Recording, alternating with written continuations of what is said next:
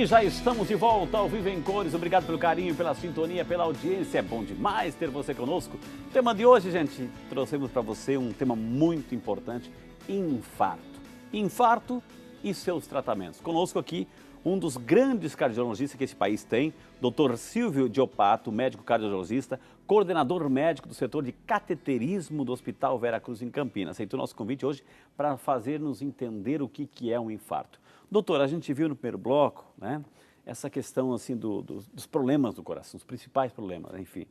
Agora, quando é que o coração começa a dar um sinal de que tem algo se instalando por ali? Esse algo chama-se infarto, doutor. Ok. Bom, nós vimos na matéria, iniciando o programa, o seu Francisco, que foi ao médico e detectou que ele tinha hipertensão, tinha ganho de peso. A gente viu que ele, no começo da matéria, estava bem gordinho. Tinha fatores de risco, doutor? Fatores de risco. Hipertensão, obesidade? Obesidade, se eu não me engano, diabetes, Isso. né? E ele estava até gordinho, né, no comecinho da matéria, e agora ele está entrando em forma. Está entrando em forma. Bom, esse é o primeiro passo. O infarto, muitas vezes, não manda aviso. O aviso que ele manda, às vezes, é a morte súbita. Então, isso é um problema muito sério, né? A incidência de morte súbita, de pessoas que morrem subitamente, é grande, e que, se essas pessoas tivessem antes procurado assistência médica, talvez seriam mortes a serem evitadas. Mas alguns indícios de que, não que você esteja infartando, mas que você pode ter algum grau de entupimento em artérias coronárias, é a dor no peito durante a atividade física.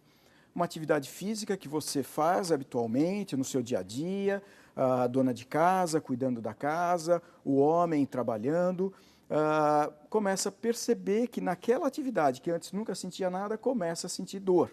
Isso é indício que você precisa procurar um médico, porque pode ocorrer o infarto. Mas o infarto propriamente dito, a maneira mais usual é a dor no peito.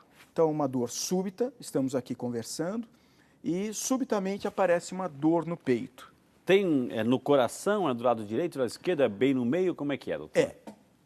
O mais comum, a dor clássica, é uma dor em aperto, do lado esquerdo, do meio para o lado esquerdo do tórax, e esta dor pode se irradiar para ombro, braço, pescoço, mandíbula. Às vezes também pode ir para o lado direito. Eu estou falando da dor típica, aquela que aparece subitamente em peso do lado esquerdo do tórax e que pode ter essas irradiações. Mas ela pode se manifestar como uma ardência, uma sensação de queimação bem no meio do peito, na região que nós chamamos retroesternal, por trás desse osso duro que nós temos aqui na frente, que é o externo. Uma manifestação menos típica é dor no estômago. Então, a pessoa sente um desconforto nessa região alta do abdômen, na transição do tórax para o abdômen, e que muitas vezes é confundida com problema gástrico e pode ser um infarto. Essa dor na região alta do abdômen, logo abaixo do diafragma, ela costuma se irradiar, quando ela se irradia, para o pescoço e mandíbula. Às vezes as pessoas procuram o dentista achando que é algum problema dentário e é um infarto. Tá? É isso, e ela aparece de uma maneira súbita. O senhor falou assim que começa a sentir essa dor quando está em atividade física ou ela pode surgir do nada também? Ela, tanto uma coisa como outra. Ela pode surgir do nada, eu estou bem, estamos conversando e subitamente começo a ter uma dor no peito e junto com essa dor vem os sintomas acompanhantes. Tá? Os sintomas acompanhantes mais frequentes é suor frio, sensação de enjoo ou vômito.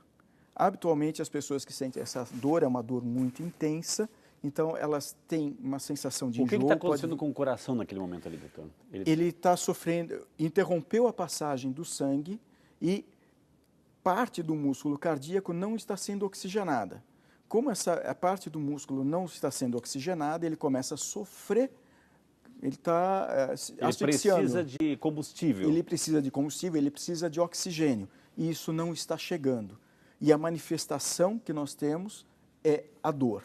E aí vem os sintomas associados, que é o suor frio, principalmente na região do tórax e cabeça, o segmento cefálico, um suor frio, palidez, náuseas, enjoo e vômitos.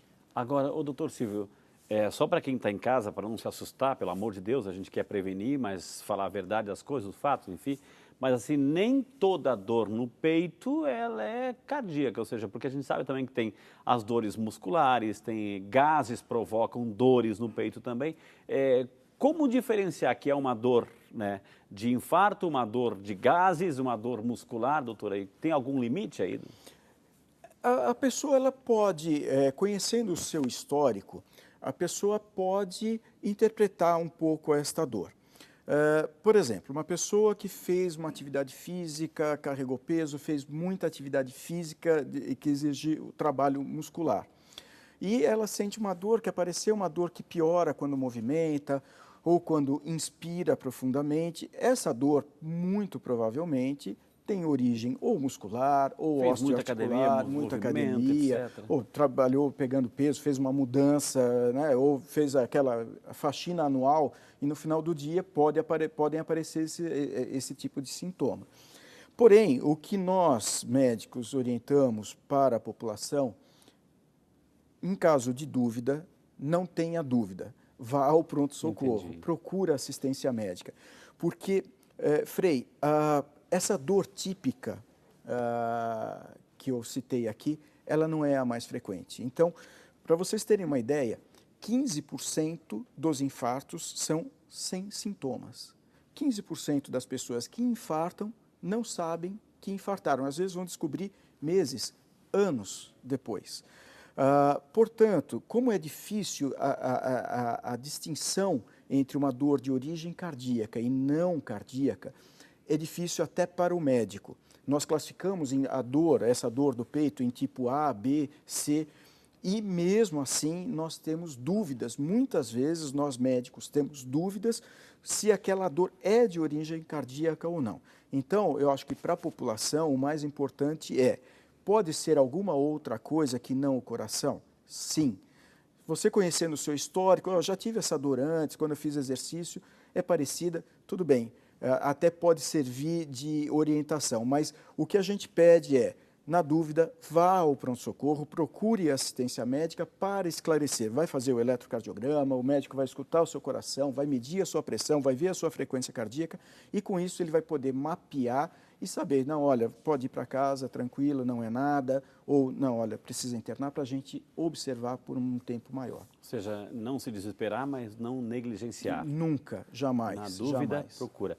Ô, doutor, a gente vê também essa questão de, essa famosa ressuscitação cardíaca, ou seja, a pessoa teve um evento, né? Um evento como esse, ou seja, a pessoa está ali passando. Quem está em casa, doutor, ou seja, até chamar o resgate, até chamar o serviço especializado, pode fazer alguma coisa, doutor? Boa pergunta, Frei. Sim, infelizmente no Brasil nós não temos ainda uma cultura de atenção, do atendimento básico à vida. Isso deveria ser feito nas escolas, né? As crianças deveriam aprender nas escolas técnicas de reanimação, que a gente chama suporte básico à vida. Todo cidadão deveria saber, para a hora que encontrar o seu semelhante caído na rua, saber como proceder, não se desesperar, não negligenciar e poder dar um atendimento adequado. Então, a pessoa que perde subitamente a consciência dentro de casa. Se a pessoa cai e fica se batendo durante um tempo prolongado, isso é uma crise convulsiva, provavelmente não é o coração. O que você tem que fazer é proteger a cabeça dessa pessoa, colocá-la numa posição para que ela, caso vomite, não aspire e não evitar problemas outros de contusão da cabeça ou aspirar conteúdo do estômago para dentro do pulmão. Agora, uma pessoa que subitamente cai no chão, perde a consciência e não ficou se batendo, ou seja, ela pode ter até uma pequena crise convulsiva de curta duração, curtíssima duração, e para. Bom, essa pessoa teve uma parada cardíaca. A primeira coisa que você tem que fazer, chamar o resgate. Peça para alguém, se tiver alguém perto, chame o resgate. 192. 192. 192. Fica difícil eu falar aqui as medidas de suporte básico à vida, mas as pessoas deveriam saber fazer a massagem cardíaca e a respiração boca a boca. É difícil colocar isso, porque a gente pode levar as pessoas... Mas existe, tem que aprender. Existem cursos para isso. O Hospital Vera Cruz tem curso de, a gente chama de BLS, que é o atendimento, suporte básico à vida. Isso é importante que as pessoas aprendam e deveria existir isso na escola. Agora, uma outra coisa, um paciente começou com aqueles sintomas, então ele não teve a morte súbita. Ótimo. Ele está com sintomas, dor no peito, está suando frio, está vomitando. O que fazer? Mantenha a calma. Coloque essa pessoa num lugar o mais arejado possível. Transmita segurança para essa pessoa. Evite colocar essa pessoa no seu carro e levar para o pronto-socorro, porque ela pode ter uma parada cardíaca no meio do caminho. Se o sistema de saúde falar que rapidamente está no seu local, espere, aguarde. Uma maneira que você pode contribuir para esse paciente é dar a aspirina. 3 comprimidos de 100 miligramas da aspirina, isso pode contribuir para esse paciente chegar no hospital em melhores condições. Então, coloque esse paciente deitado, num ambiente arejado, tranquilize e chame a assistência médica. Você que está com a dor no peito, nunca se atreva a pegar o seu carro e ir para o pronto-socorro. Procure auxílio. Ligue, procure o vizinho, o amigo, avise que você está com dor no peito, que você acha que está infartando, para que essa pessoa auxilie, chame o resgate, a ajuda, o socorro médico, para que você possa chegar com vida ao hospital. Exato. Caso contrário, você pode ter um mal súbito no meio do caminho e complicar a sua e a vida de outras pessoas que podem estar ao lado. Gente, quantas informações valiosíssimas para a gente ficar atento aí, atento. Doutor, é verdade que a pessoa pode fazer um check-up hoje, fazer um eletro, o coração está perfeito, o médico, o cardiologista, não, pode ir para casa, você está bem, e amanhã ter um infarto, doutor? Isso acontece? Porque tem os outros fatores e riscos que podem colaborar, doutor? Frei, infelizmente isso é verdade. E eu diria que não é só no dia seguinte, pode ser no mesmo dia. Mais para frente a gente vai ter uns videozinhos, uns slides. Aguarda, ele trouxe um material para a gente mostrar. Eu montei para vocês uns slides, uma animação. Não sou um bom artista, um bom programador, mas eu fiz o meu melhor para tentar explicar isso. O que acontece? Às vezes você tem uma placa de gordura numa artéria coronária, é uma placa pequena, isso que não produz nenhuma alteração nos seus exames de eletrocardiograma, ecocardiograma, no teste de esteira. Nós vimos o seu Francisco fazendo o teste de esteira. Pode ser um teste absolutamente normal, porque aquela plaquinha de gordura é pequenininha, ela não representa um obstáculo à passagem do sangue pela artéria, e todos os exames são normais. E algumas horas depois, alguns dias depois, essa placa pode se romper e formar um coágulo dentro dela, que esse é o infarto, e a gente vai mostrar. E aí, subitamente, aparece a dor. Tá? Então, infelizmente, isso pode acontecer. Puxa, então, não adianta nada eu fazer exame nenhum, porque o meu vizinho fez e morreu no mesmo dia, ou teve infarto, o médico falou que estava ótimo. Gente, todos nós somos falíveis, somos seres humanos, somos falíveis, e assim como nós, os métodos diagnósticos também são falíveis. Ele tem a sua margem de acerto. E nem sempre ele consegue prever quem vai infartar ou não. Aliás, nunca a gente consegue prever quem vai infartar ou não. A gente pode saber quem tem mais propensão ou menos propensão. Isso é importante. Mas isso não invalida nenhum desses métodos, não invalida a sua ida ao médico, a sua ida regular ao médico e seguir as orientações médicas. Doutor, histórico familiar tem que prestar atenção, ou seja, se alguém teve na sua família, alguém que morreu do coração, que teve um infarto, ou seja, a sua geração tem que ficar atento. Eu vou dizer isso com um exemplo concreto. O meu pai faleceu com 56 anos de infarto fulminante. Eu, como filho, tenho que ficar atento, doutor. Muito, muito. A doença que nós chamamos de aterosclerose, que é a formação de placa de gordura na parede das artérias, ela é multifatorial, ela não tem uma única causa, porque se nós tivéssemos uma única causa, talvez nós já tivéssemos a cura, mas ela não é, ela é multifatorial.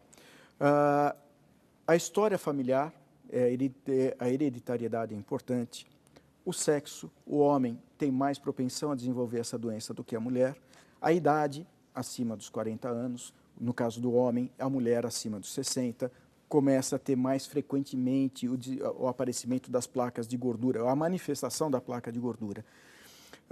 Além disso, o diabetes, a hipertensão, o colesterol, o cigarro, a obesidade, a falta de atividade física, o estresse. São os fatores. Todos esses fatores vão chegar no coração. Contribuindo mais ou menos, uns mais do que os outros, vão levar você a desenvolver essa doença que nós chamamos de aterosclerose.